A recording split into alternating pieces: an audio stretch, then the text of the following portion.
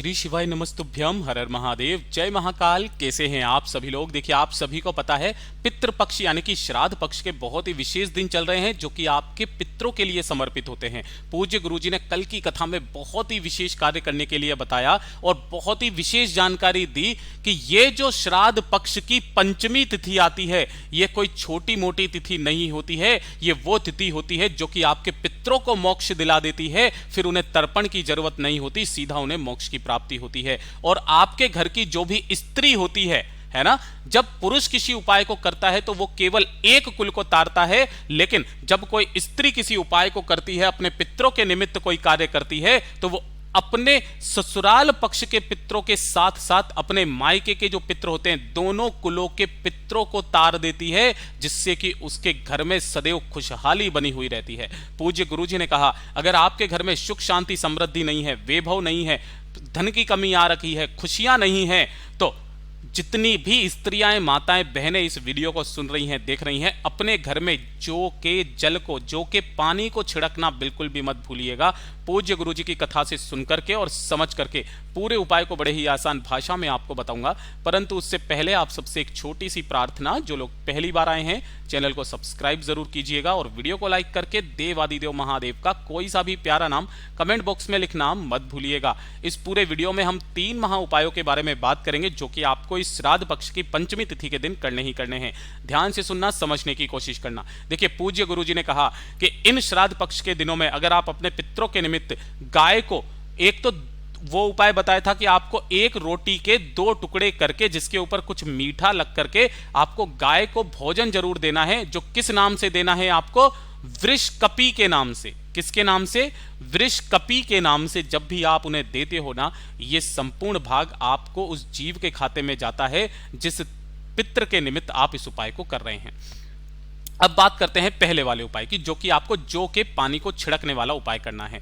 गुरुदेव ने कहा कि जितनी भी स्त्रियां होती है उन सभी को यह वाला उपाय करना है। अगर पुरुष इस उपाय को करता है वो सिर्फ अपने कुल को तारता है, लेकिन अगर कोई स्त्री होती है वो दोनों कुलों के पितरों को तार देती है। फिर पितरों को किसी तर्पण की जरूरत नहीं होती है, उन्हें सीधे सीधे मोक्ष की प्राप्ति हो जाती है। एक छोटा सा कार्य आपको इस पंचमी तिथि के दिन तो करना ही करना है। एक लेनी है कटोरी, इजीली आपके घर में मिल जाएगी। इस कटोरी के अंदर आपको भरना होगा थोड़ा सा गंगा जल। क्या भरना होगा? गंगा जल। और थोड़ा सा इसके अंदर मिला लेना जल, है ना। आधा कटोरी जल लेना, उसके अंदर थोड़ा सा गंगा जल मिला लेना, ऐसे करके कर लेना। और इसी के साथ में आपको लेने होंगे थोड़े से जौ। ये जौ का बहुत बड़ा महत्व होता है इस श्राद्ध पक्ष की पंचमी तिथि के दिन। एक चुटकी जौ लेना और इन जौ को आपको इसी के अंदर बो देना है। बो देने का मतलब गुरुदेव ने कहा इसी के अंदर डाल देना। बस जो गंगाजल जल लिया है ना, इसी के अंदर आपको डाल देना है। डाल दोगे इजीली। और ये वाली जो कटोरी है, इसे आपको अपने पूरे घर में घुमाकर, क्या करना है? पूरे घर में घुमा करके आपके घर पे जहां पर भी पानी पीने का स्थान होता है, परिंदा होता है, मटकी होती है, ये नहीं है, आरओ सिस्टम लगा होगा, उस आरओ सिस्टम के पास में इस कटोरी को जाकर के रख देना।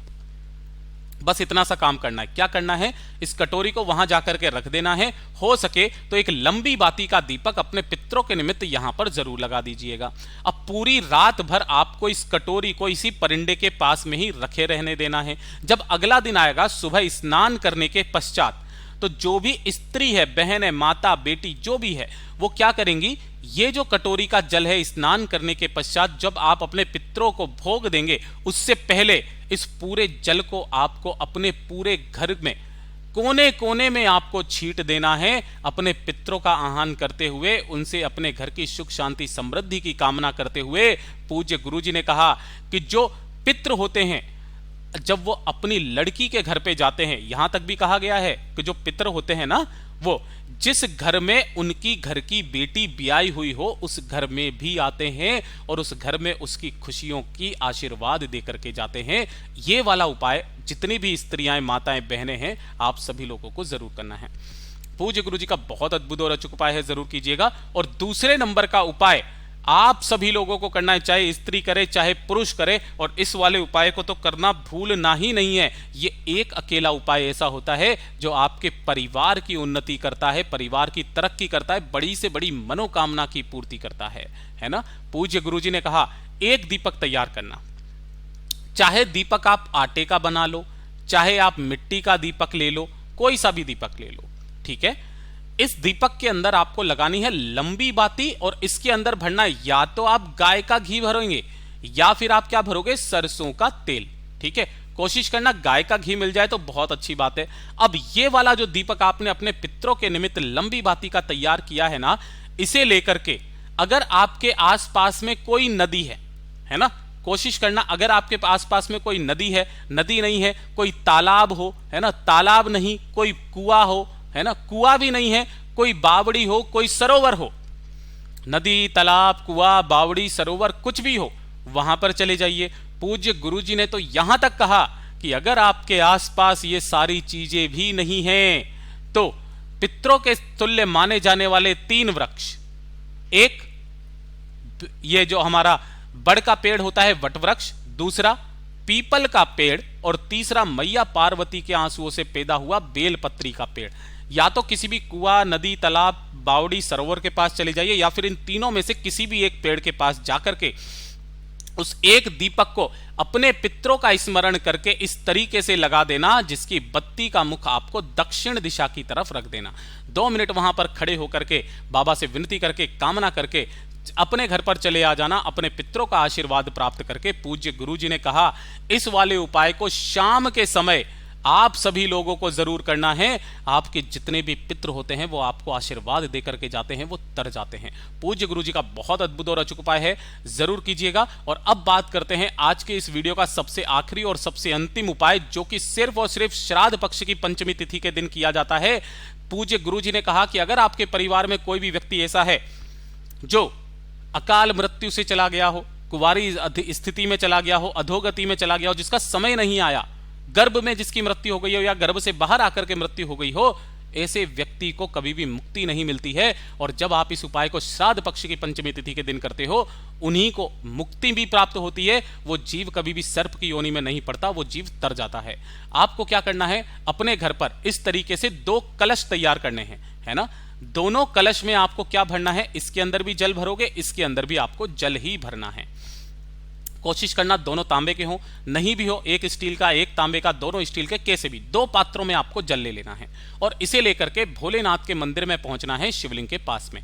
लेकिन ऐसे वैसे मंदिर में नहीं जाना, आपको ऐसे मंदिर में पहुंचना है जहां पर शिवलिंग के ऊपर इस तरीके से जो मटकी लगी हुई रहती है, कलश लगा हुआ रहता है, यहां पर आपको जाना है। गुरुदेव ने पहले ही कहा कि महादेव जी की 6 पुत्रियां हैं, जिसमें से 5 पुत्रियां जया, विषहरा, श्यामली वाली, दोतली और देव का स्थान ये कलश में होता है। और जो 6ठे नंबर की है, सबसे छोटी सबसे प्यारी पुत्री मैया अशोक सुंदरी का स्थान शिवलिंग पर जो ये बीच में जलाधारी पर मोटी सी लाइन होती है, ये होता है। अब आपको करना क्या है, जो दोनों कलश आप लेकर के आए हो श्राद्ध पक्ष की पंचमी तिथि के दिन, अपने दोनों हाथों में एक एक कलश पकड़ना इस तरीके से, और महादेव जी की जो 5 पुत्रियां जया, विषहरा, श्यामली वाली, दोतरी और देव हैं, उनका स्मरण करके इस संपूर्ण जल को एक साथ इसी वाले कलश के अंदर धीरे धीरे करके श्री शिवाय नमस्तुभ्यम मंत्र का स्मरण करते हुए समर्पित करना। गुरुदेव ने कहा कि जिस घर का कोई एक व्यक्ति भी इस पंचमी तिथि के दिन महादेव जी की 5 पुत्रियों के नाम से इस जल को इस ऊपर वाली मटकी में समर्पित कर देता है ना, ये वाला जितना भी जल नीचे गिर के यहाँ जमीन पर गिरता है, ये समस्त उसके परिवार के पितरों के लिए जाता है। पितृ तृप्त हो जाते हैं, खुले हाथों से आशीर्वाद लुटाते हैं, फिर वो कभी भी सर्प की योनि में नहीं पड़ते हैं, वो जीव मुक्त हो जाते हैं। पूज्य गुरुजी के ये सभी उपाय बहुत ही ज्यादा खास और अद्भुत है, जरूर कीजिएगा। वीडियो पसंद आए तो लाइक जरूर करना, चैनल को सब्सक्राइब जरूर कीजिएगा। मैं आपसे मिलता हूं अगले वीडियो में, तब तक के लिए ओम नमः शिवाय, हर हर महादेव, जय महाकाल।